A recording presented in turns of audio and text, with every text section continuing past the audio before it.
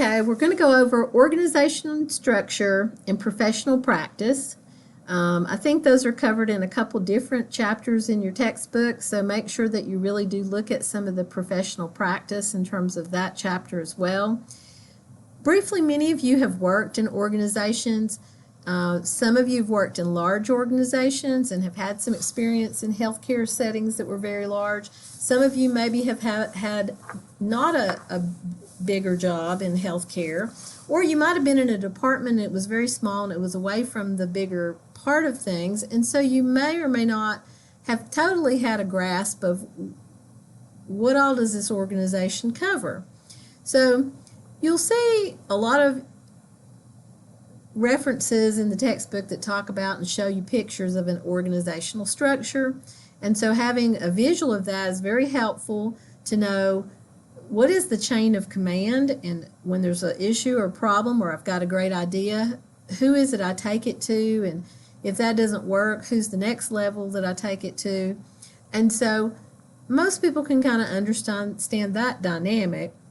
We'll see some different types of structures in your textbook that you probably want to become familiar with. Just know in terms of professional practice models, some of those can have like an overlap over the organizational chart, and professional practice models will often have very set committees, one that reports to this committee and this one reports to the bigger committee that's an oversight committee. And so these are very common in nursing, and particularly in larger hospitals. They tend to have multiple areas where different committees are sort of tasked with a different part of professional practice. And it may not be only nursing, it could be interdisciplinary kinds of professional practice concerns that are reviewed in those committees, policies, standards of care, protocols, all kinds of procedures and things are usually under those kinds of committees. And even though things go up a committee, from one to the next for approval and what have you, at some point there's going to be some nurse leader or some organizational leader at which point those structures in professional practice have got to touch base with people in the organizational chart. And sometimes that's very coordinated to where the professional practice models and committees strategically have certain key positions that are on the committees. And that's their way of kind of bridging between the organizational chart structure and the professional practice model committees. So just as an overdrop, look for those kind of things because you're going to see more of that. In terms of actual definitions, structures, pretty easy to understand. You're going to see numerous types of structures in your textbook. Make sure that you're really clear what those different types are. Is it a functional organizational structure? Is it a matrix structure? There's different types. Then you have to think about what is the definition of an organization. Many of you guys have worked in and done clinicals in some large hospitals, and some of those are part of a larger health system. So what is really the organization? Is it the bigger system? Is it this organization that's smaller, that's under an umbrella of another? And then just when you thought you'd figured it out that here's the level in the bigger org chart for the whole system, who's the head person, as you go down through that larger organizational chart, you find some conflicting things. And a good example that might happen is, let's say that you are the chief nursing officer at a small hospital and your background is labor and delivery. And so you kind of have a labor and delivery unit in your hospital, and you're overseeing that. Maybe you don't even have a nurse manager, you just oversee it directly. And then you partner or become part of a larger hospital that has a big labor and delivery department. And so even though you're kind of in charge of your whole small hospital and you already know enough to kind of manage that area without a lot of interference, the larger agency or the big medical center that kind of is the mothership, as we say, may have a labor and delivery director that now, related to your labor and delivery department at your small hospital, you have to report to, even though you kind of have your own chain of command in your own organization. You may have sideline connections to oversight by people at the larger facility. And so you can just imagine how complicated that gets when somebody tries to outline all that between several different agencies under one large system. It can get very complicated and complex. I'm not going to read off all of these to you, but I just want you to make sure that you're sort of aware of, go through the textbook and really look up and know kind of the nuances of these different key theories of organizations. You could have a test question or two, but it's kind of good just to kind of understand what's the difference, or how did some of these evolve to where we are with our thinking about how organizations work. But we kind of think about an organization as it's a huge social system, and what's going to make it work well, because it's made up of human beings and social groups. So you kind of have to have an idea about, as a leader, which kind of theoretical background do you buy into, and that often should guide you in terms of how you make decisions in the actual work that you do as a leader. These are just a few. The bureaucratic theory, you've heard the term bureaucracy, and Max Weber looked at bureaucracies kind of in a warning stance, like some of these agencies that were considered bureaucracies. They're very top-down, very looked at bureaucracies, like everything should be very impartial and merit-based in terms of who gets what jobs. And in that kind of thinking in agencies, he warned that this really would make employees feel very dehumanized, and he really wanted it emphasized that when these agencies really focused purely on economic results, that it was really at the expense of the human beings that work there and their social values.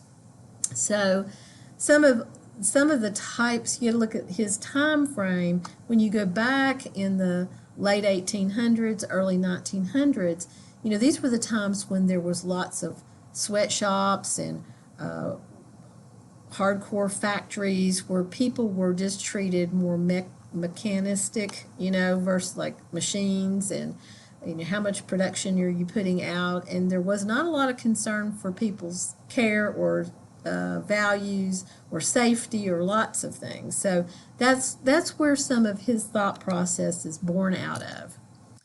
There was a scientific management school, and the goal of it was to determine the single best way to structure an organization. It was all about improving labor relations, and try to get people to have this cooperation between management and labor. And if you think about it, when we began to have labor unions and that kind of thing, was when some of this kind of thinking was coming about. The idea being that if you could really get to the grassroots or the worker people closest to the process of the work, that you could really develop a much better organizational design to the work itself, but also what made more sense in terms of having structures that oversaw the processes of that work was better if you got that information kind of from the bottom and took that design upward. Classic management theory is kind of the opposite.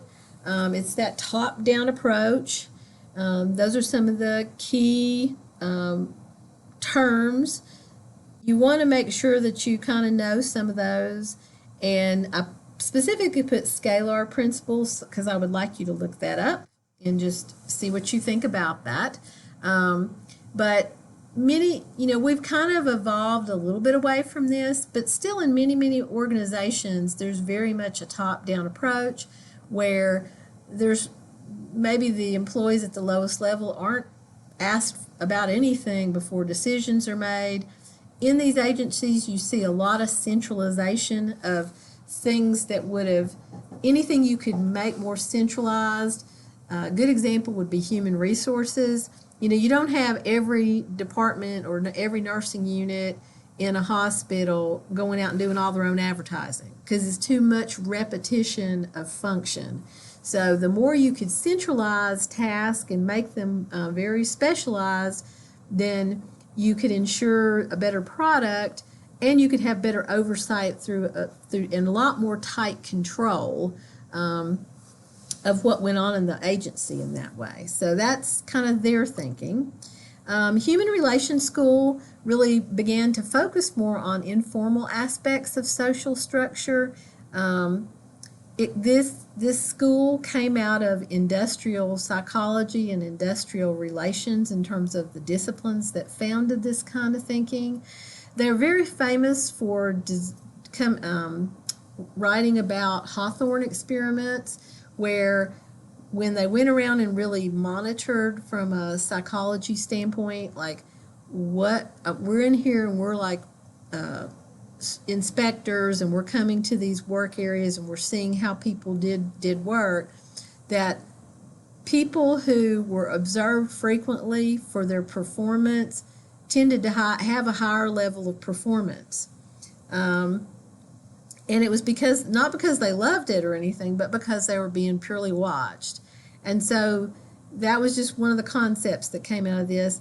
They also kind of suggested that if you enlarged people's jobs, gave them different kinds of responsibilities, maybe shifted them to kind of learn a new job that someone else did, it helped them to really get away from being so tightly into one little work